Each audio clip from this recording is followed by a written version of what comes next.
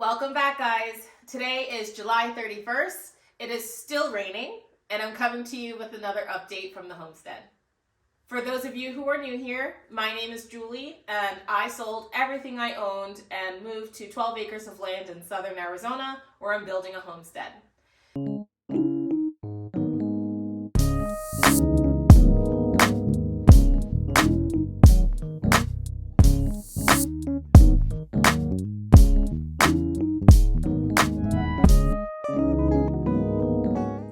Here we are again. Gosh, where do I start? My last update, we had doors and windows. So this update, we have soffit and fascia. So the soffit and fascia is all installed and painted. So we're ready to start hanging gutters, which is great because I have one or two more weeks of like every day it's going to be raining. Today is actually the one day of the whole month where it doesn't have a cloud on the calendar or my iPhone.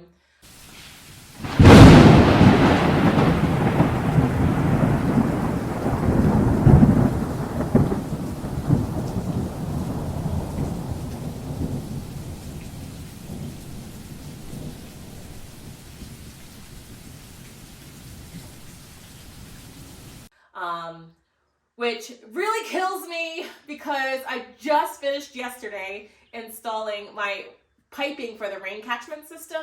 So all of the rain that comes off the roof, I'm going to try and capture it and put it into this 5,000 gallon tank that I had installed like 2-3 months ago.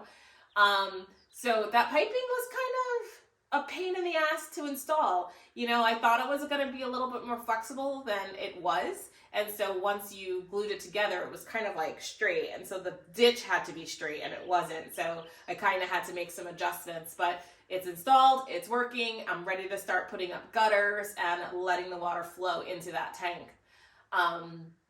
So once that's installed, I'll be able to have a cistern that's closer, water storage that's closer to the home. My other water storage is kind of far away. It's about, 300 feet, 400 feet away, maybe a little bit more. So having something closer to the house will be better for pump, for water pressure and all that stuff. So that's what I'll be working on this month. Everything that we're doing right now is taking longer. Not that we're slowing down for any reason, it's just more meticulous. Like the soffit and the fascia, I thought that was going to go up in a day and it took almost 2 weeks. Right? So it's like you have to make certain cuts, you have to make measurements. I have 17-foot ceilings in the kitchen, so the roof line is really high on a good portion of the house. So ladders and going up and down ladders is kind of time consuming. We did all of the insulation in the guest suite, and the guest suite is fully drywalled. So that right now is ready to be taped and mudded. And freaking painted with trim. I mean, I'm probably not going to be doing trim anytime soon in this house, to be honest, because trim is expensive. But once I get the tape and mud done in there, we'll be ready to paint and I'll be ready to do the floors. The floors. I've been really struggling. So I have concrete floors and I have a slab on grade, which means I have a monolithic slab of concrete that's supporting the house. And my finished floor is going to be a concrete floor. So I have a couple of different options for the floors. I can paint it, stain it, epoxy it, all of those things. I did look up the option for epoxy, and when I saw the price tag on that, I said, no, thank you. Painting is just, you know how painted concrete goes. It chips, it looks crappy after a little while, it doesn't wear well. So my options are staining. Now I can do a water-based stain or an acid stain, and yes, I researched all of these. I decided to go with an acid stain. However, I bought 2 different colors, and I'm going to do a sample area, which is really like against the grain of who I am. I usually just go jump in 2 feet. I'm like, I'm going to do this. And I just cover the whole floor with it. And then either I love it or I hate it. It doesn't matter. It stays, right? So I'm going to do a sample area. So I'm going to clean. I'm going to etch the floors and do the sample area and see if I like either of these colors. If I do not, or if I don't see a significant like, oh, I love it and I want to see it everywhere, I'm probably just going to clean and seal the concrete floors, meaning my floors will be gray. For a couple of reasons. One, acid stain is like $53 a gallon, and I need like 12 gallons, 8 gallons or something like that to do this whole house. And then also it's like an extra step. So what I've researched so far is the way it goes is you're supposed to clean the floors, degrease the floors, etch them. It's a lot of mopping and cleaning, and then you get to the acid washing stain. So I'm going to play it by ear. I'm going to do my samples, see if I'm in love with it or not. And if I am, then we'll acid wash the floors. If not, we're just going to seal them. So what else? Oh, septic. So we dug a hole, put the polyurethane or propylene plastic tank in the hole, and then that week we proceeded to get like 6 inches of rain. So as I walk out of my house, my septic tank is just floating in the hole, which means we have to take the septic tank out, redig and level the floor of the hole, and put the septic tank back in. I'm so tired of doing things over again, starting too many projects and not finishing that one project before you go to the next. These are lessons that I'm learning.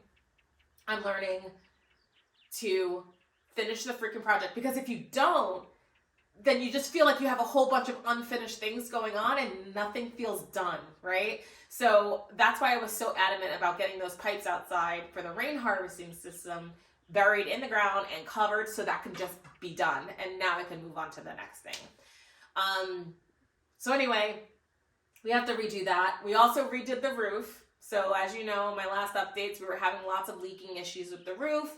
I think it was the material we were using. We used those roll-on asphalt shingles, the roll-on roof, and even though it was installed correctly, there was one gap where the drip edge meets the roll-on roof, and the water was going underneath the roof and then traveling all through the plywood and then coming in and leaking in 4 different places. So it was literally one weak point in the roof that created 4 different leaks throughout the roof. So when we took that off, we saw exactly what was happening. So we just took off the first layer of the roof, we put new 3/4 inch OSB down, and now we're trying to do a different type of roofing system, and it's an EPMD roll-on rubber roofing. So we have that laid out right now because we're waiting for some trim pieces to come in so that we can secure it to the house.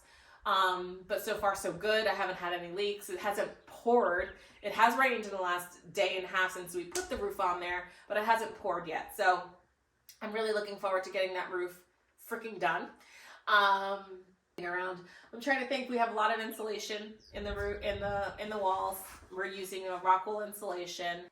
I did do a termite treatment on the house because I already have termites. It's crazy. They're coming up through the cracks of the concrete, which is really annoying. So I'm working on that next week as well. I already did a termite treatment, like I said, and I did the whole exterior of the house on the inside. So I got this borax something treatment, and I sprayed the wood that meets the concrete. Then I also caulked all around the entire perimeter of the house where the OSB meets the trim and where the trim meets the concrete, because I don't want bugs in my house. And then I sprinkled a boric acid, like a roach/ant/spider killer borax acid stuff. It's like a powder, and I sprinkled that within the walls of the whole house, and that's just going to stay in there. So once I put the insulation in and the drywall up, everything will be completely sealed. So other than that, I mean, that's all the updates I have for this month. Things are slow going, but they're going, and hopefully next month I'm gonna have more powerful updates, like maybe, I don't know, a kitchen and I don't know, maybe a bed in this house. So we'll see. I'm definitely looking forward to it. So stay tuned, and thanks so much for checking in. Peace.